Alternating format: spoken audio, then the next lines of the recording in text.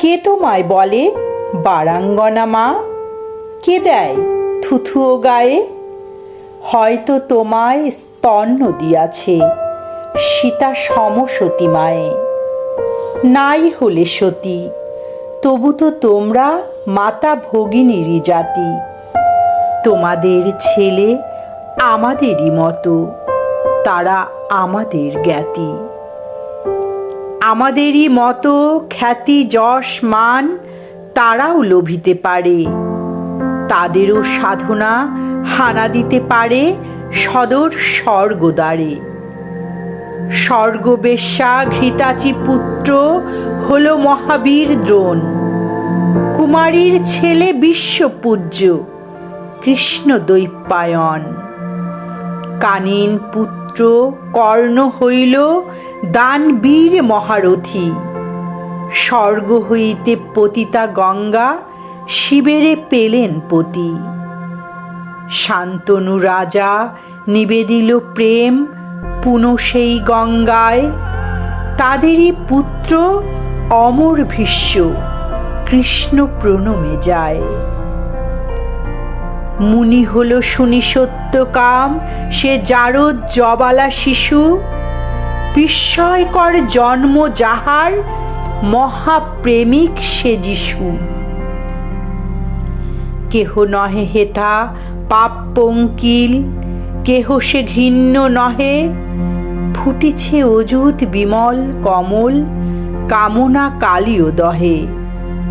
শোনো মানুষের বাণী, জন্মের পর মানব জাতির থাকে না কোনো গ্লানি।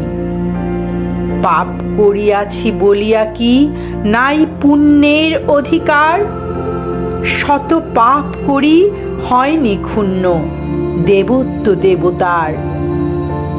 অহল্যা যদি মুক্তি লভে মা মেরি হতে পারে দেবী, তোমরাও কেন হবে না পূজ্যা বিমল সত্য সেবী? তব সন্তানে জারজ বলিয়া কোন গোড়া পারে গালি?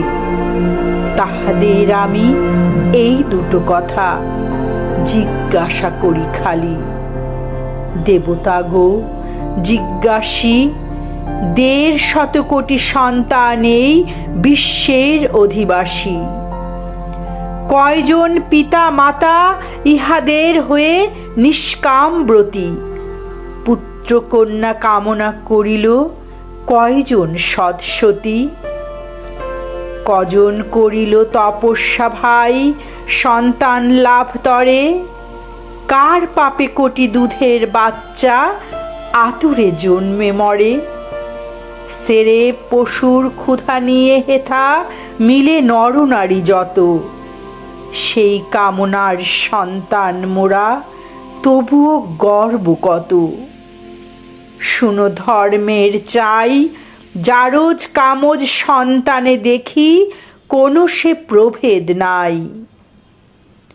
অসতী মাতার পুত্র সে যদি জারজ পুত্র হয়, অসৎ পিতার সন্তানও তবে জারজ সুনিশ্চয়।